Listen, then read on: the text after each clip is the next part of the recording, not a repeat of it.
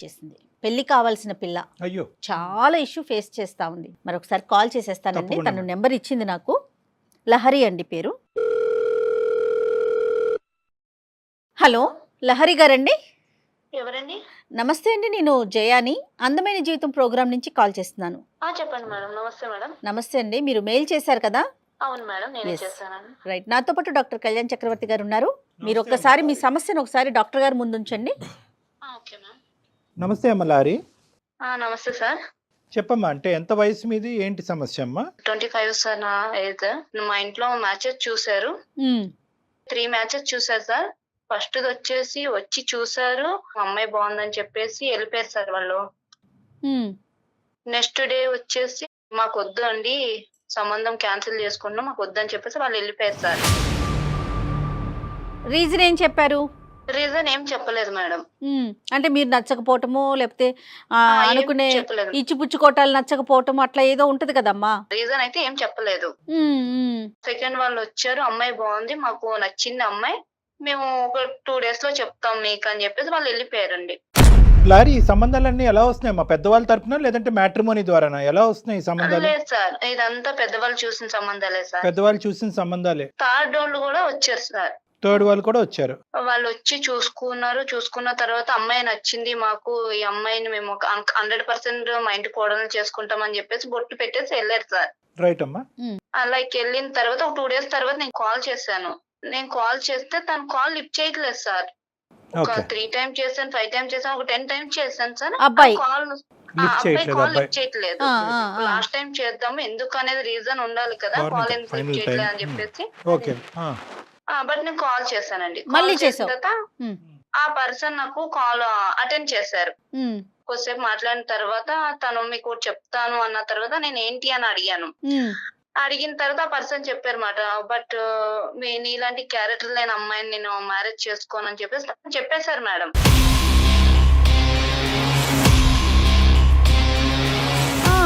అదేంటి నా క్యారెక్టర్ అంటే నేనేం చేశాను, నేనేం మిస్టేక్ చేయలేదు కదా, నా క్యారెక్టర్ ఎట్లా బ్యాడ్ చెప్తున్నారు మీరు, లైక్ రీజన్ ఉండాలి కదా అని చెప్పేసి నేను అడిగాను మేడం. తను ఏం చెప్పారు అని అంటే, ఓకే నేను వీడియో పంపిస్తాను, చూసిన తర్వాత మాట్లాడండి అని. సరే నాకు వీడియో పంపియండి, నేను చూస్తానని చెప్పేసి నేను చూసాను సార్. ఓపెన్ చేసి చూసాను, అది చాలా టూ మచ్ ఉంది సార్ వీడియో. అంటే ఫేస్ నాది మేడం, కానీ బాడీ నాది కాదు మేడం. నా ఫొటోస్ అన్ని తీసుకొని న్యూడ్ వీడియో క్రియేట్ చేసి పంపించాడు మేడం అబ్బాయికి.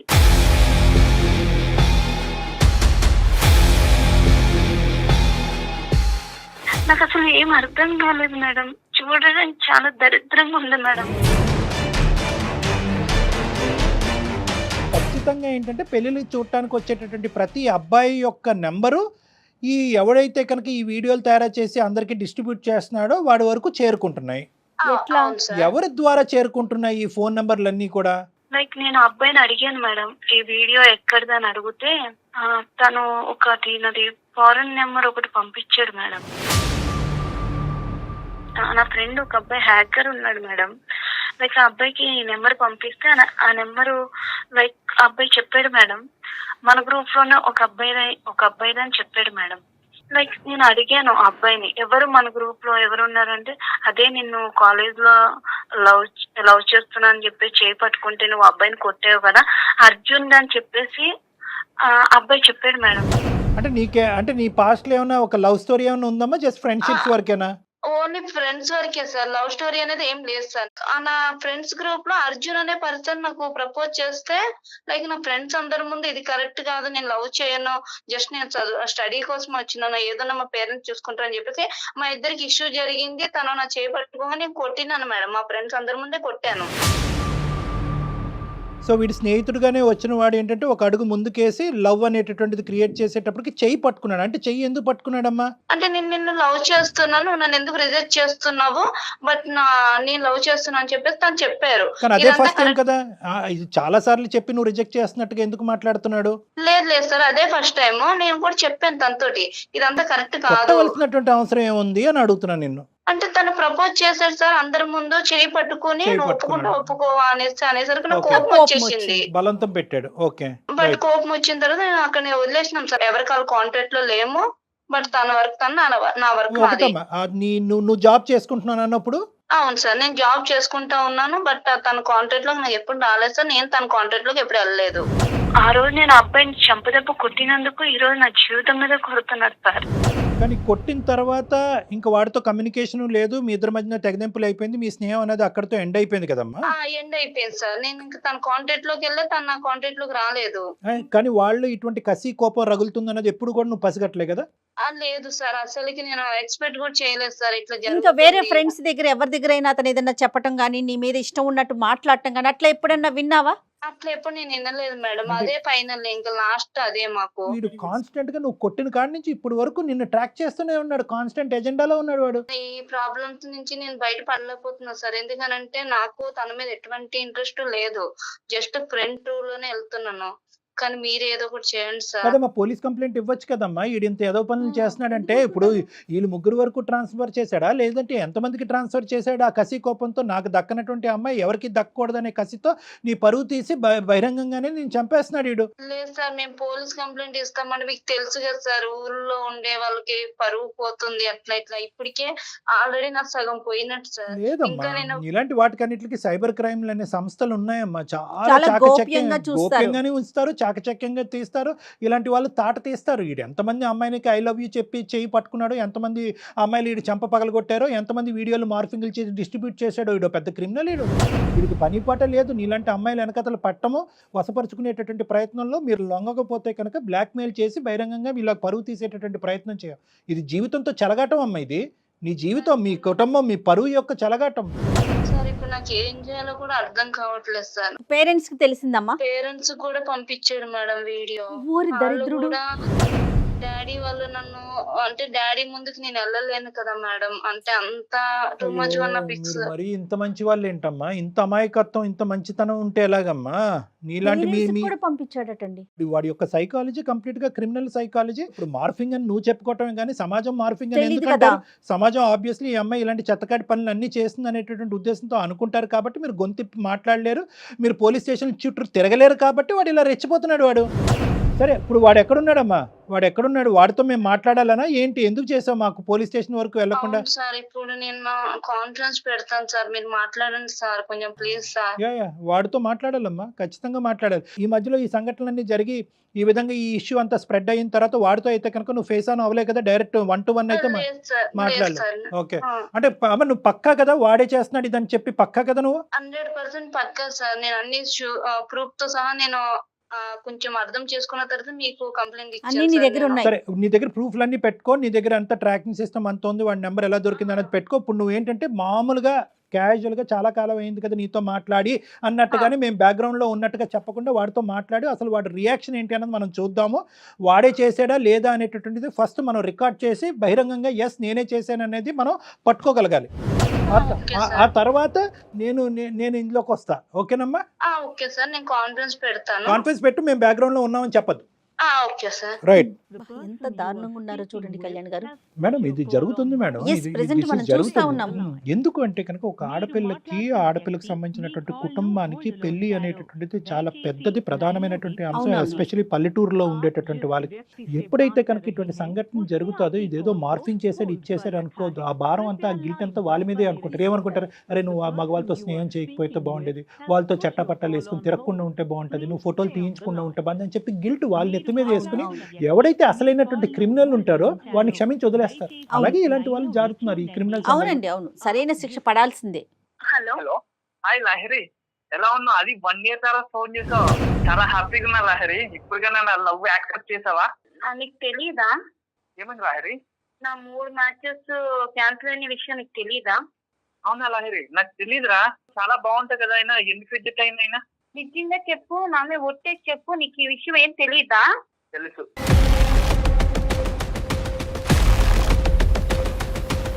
తెలిసి ఉంటే ఎందుకు చేసావు?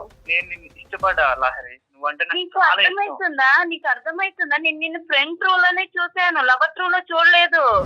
నన్ను ఎంత గలీజ్ గా నువ్వు చూపించావంటే 10 మందిలో నేను తిరగాలంటే నా మొహం మీద ఉమ్మేస్తున్నారు. లహరి, నువ్వంటే అర్థమవుతుందా నాకు నీకు? ఇష్టం.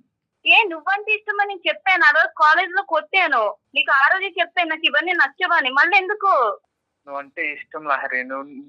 నేను తప్ప వేరే వాళ్ళు ఎవ్వరు చేసుకోవడానికి నేను ఇవన్నీ నువ్వు ఒప్పుకోను. చెప్పకు ఎందుకంటే నాకు. నువ్వంటే నాకు ఇష్టం.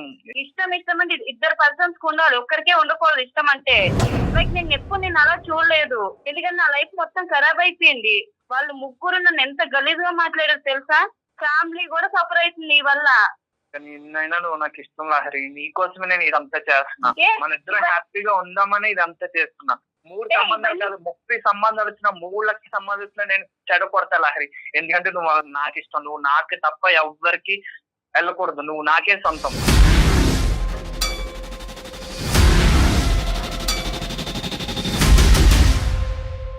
నీకోసం నేను మంచి జాబ్ సంపాదించుకొని మంచిగా సెటిల్ అయ్యి మంచిగా పైసలు సంపాదించుకొని నా ఫ్యామిలీ కూడా సెటిల్.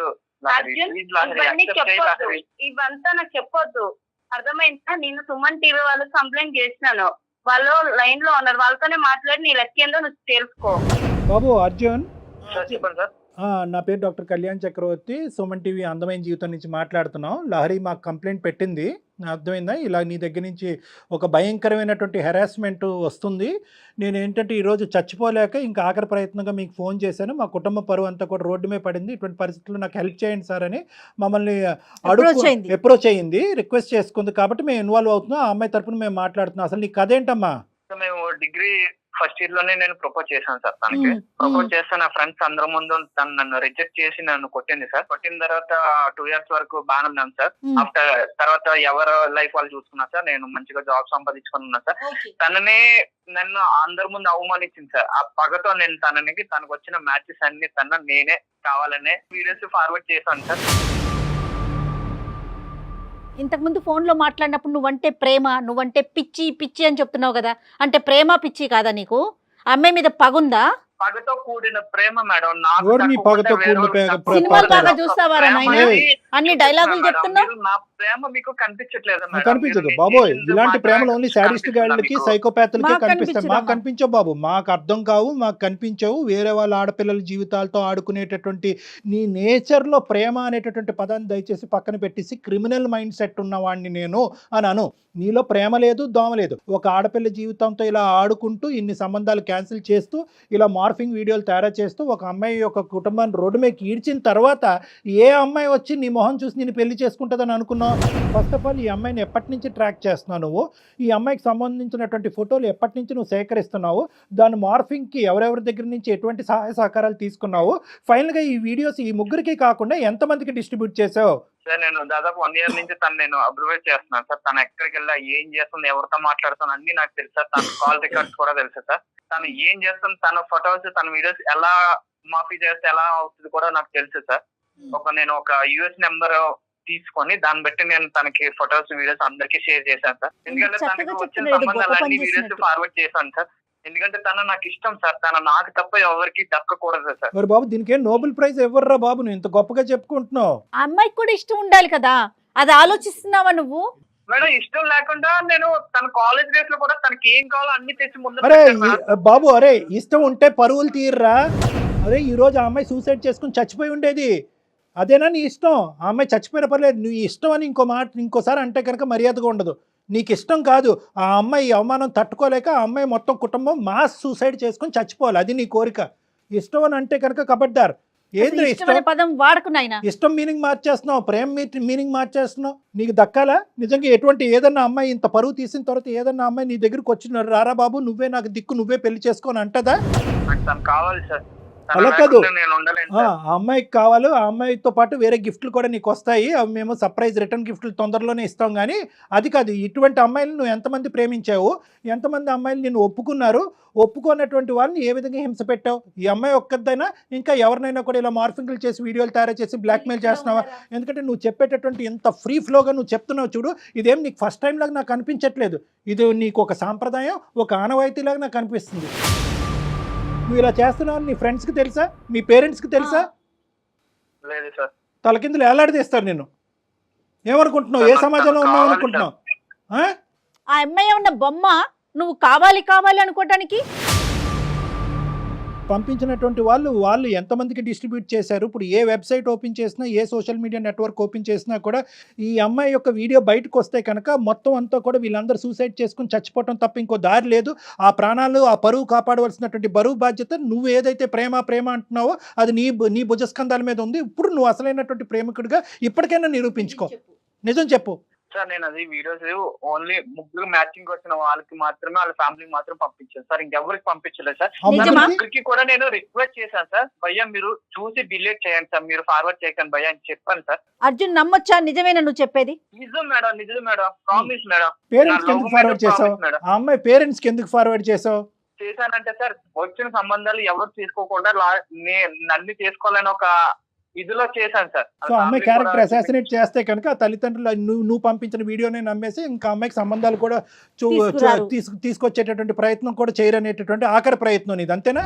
మీరు కూడా కాలేజ్ డేస్ లోనే లవ్ చేసి ఉంటారు కదా సార్, ఇలాంటి సిచ్యువేషన్ మీకు వస్తే ఆమె దక్కని అన్నప్పుడు మీరు ఏం చేస్తారు సార్? బాబు నాది లవ్ స్టోరీయే, నేను లవ్ మ్యారేజే చేసుకున్నాను.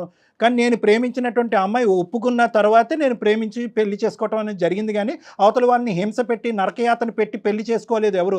దాన్ని ప్రేమ అని అనరు, ఇందాక అమ్మాయి అంది కదా సైకోపాత్ శాడిజం అంది కదా, అటువంటి సైకోపాత్ శాడిజం అనేది నువ్వు చూపెట్టావు అమ్మాయికి. ఈరోజు ఆ అమ్మాయి బయటకు వచ్చి చాలామంది ఆడపిల్లలు ఇలాంటి సన్నివేశాలు తట్టుకోలేక సూసైడ్ చేసుకుని చచ్చిపోతారు. ఆ అమ్మాయి మాకు ఫోన్ చేసింది. ఈరోజు ఆ అమ్మాయి బ్రతికి బయటపడటం అనేది వాళ్ళు తల్లిదండ్రులు చేసుకున్నటువంటి పూర్వజన్మ సుకృతం. నేను వాళ్ళ పేరెంట్స్తో కూడా తర్వాత మేము ఫోన్ చేసి మాట్లాడాలి. కానీ నువ్వు ఇంత పని చేశాక అసలు ఇలాంటి పని చేస్తే ఆ అమ్మాయి ఒప్పుకుంటుందని ఎలా అనుకున్నావు? నీకెవరిచ్చారు ఈ దరిద్రమైన సలహాని? అయితే నీదేనా? ఏం లేదు, దిక్కు లేక ఒప్పుకుంటుందని అనుకున్నా, అంతే కదా. ప్రేమించి ఒప్పుకుంటుంది, ప్రేమను మళ్ళీ చిగురింపు చేయాలనేటటువంటి ఉద్దేశం కాదు. ఆ అమ్మాయికి అన్ని ద్వారాలు మూసుకుంటే కనుక పెళ్ళి అనేది తప్పదు కాబట్టి ఒక ఆడపిల్ల అక్కడ ఇంట్లో తల్లిదండ్రుల దగ్గర పోయింది, ఇక్కడ బయటకు వచ్చేటటువంటి సంబంధాల దగ్గర పోయింది కాబట్టి ఒక ఆడపిల్లకి పెళ్ళి అంటే ఇంపార్టెంట్ కాబట్టి ఆ అమ్మాయి నమ్మి నీతో వస్తుందని, కానీ ప్రేమిస్తూ వస్తుందని అయితే మాత్రం నీకు 0.5% నమ్మకం కూడా లేదు, అంతే.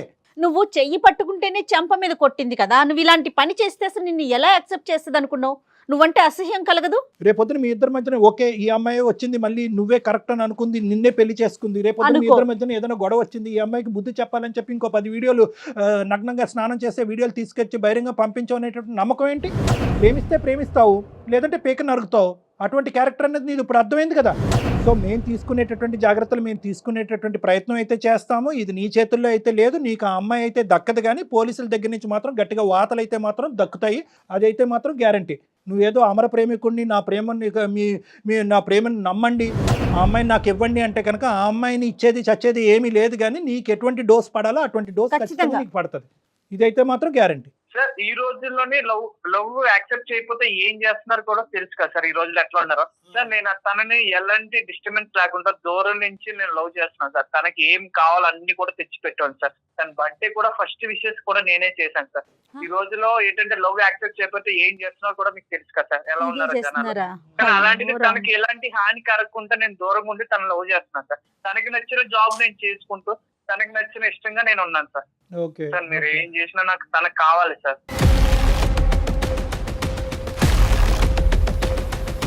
సార్ని అడిగేదేంది అర్జున్ నువ్వు? ఆ రోజు నువ్వు చేయబట్టుకున్నందుకే చెంప చెల్లు అనిపించాను, ఇంకా చెప్పుతో కొట్టలేదు, సంతోషించు. అదే మీ ఇంట్లో మీ అక్కకు మీ చెల్లిక జరిగితే ఇలాగే చేస్తావా? ఏం రియాక్ట్ అవ్వవా? నా లైఫ్ ఇబ్బందుల్లో ఉంది కాబట్టి నిన్ను అడుగుతున్నా అర్జున్. నా ప్లేస్ లో నువ్వు ఆలోచించు. రోడ్డు మీద కూడా వెళ్ళలేకపోతున్నా నేను. నువ్వు ఎదురుగుండా వస్తే నరకడం తప్ప ఇంకేం లేదు తెలుసా? నీలాంటి ఎదవని లవ్ చేసే కన్నా మా ఇంట్లో మా పేరెంట్స్ తో ఉండిపోవడం నయ్యం. నువ్వు ఫ్రెండ్ రా, అర్థమైందా? నా కొరకు నువ్వు గానే నాకు ఎదురుగుండా కనిపించింది అనుకో, చీర్ పడేస్తా చెప్తున్నా.